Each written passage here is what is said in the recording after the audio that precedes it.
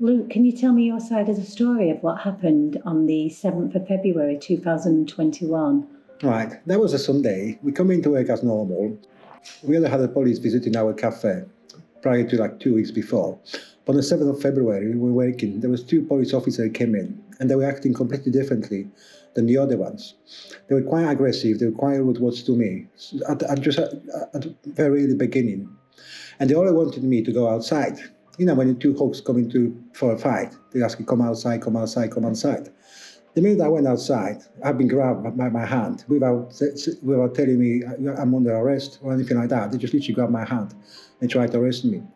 Then you can see the rest of the stuff on the video when I've been punched with the cuffs on the hands twice, being held by the other guy from the behind there.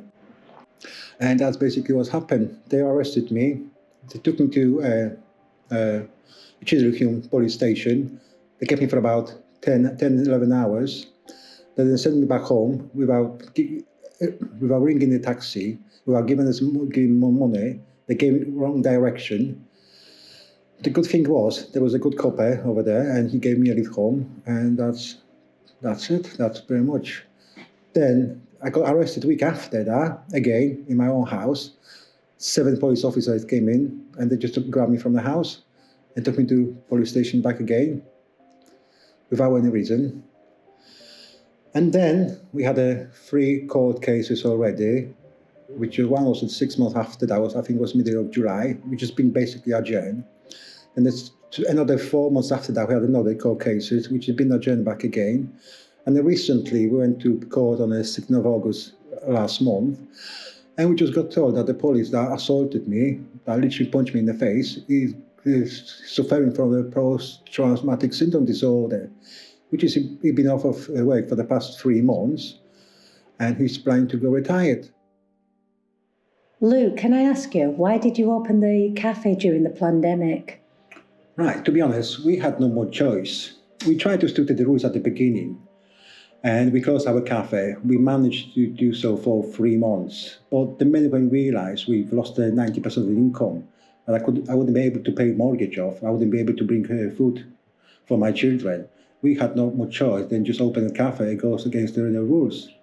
I was trying my best, but it just didn't work. And I had no help from the government. We were only claiming furlough, which was like £450. That didn't cover nothing, literally nothing.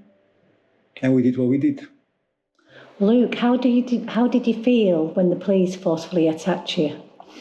I felt massive injustice from the police force because I have never experienced such a things like that before. I think the police is there to protect us, but all they've done is just beat me up. And I don't feel very safe at the moment.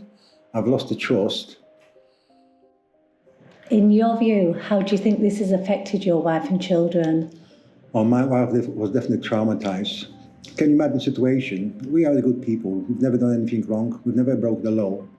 And after the situation, after I got beaten up by the police and arrested, the week after that, I was arrested back again. Then, within the 2 weeks after I got arrested, the police was harassing me at my own house, knocking to the door, knocking to the window, delivering just the letters. The other time, the police literally tried to force my door.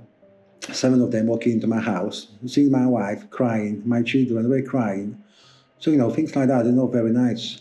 And even they're still suffering up to now, because we've never had to deal with those things before. I didn't even think the police as a force can do such a bad things like that.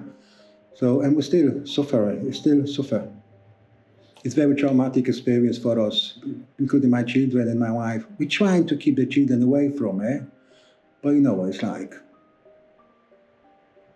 Thank you, Luke, for your story. You're welcome.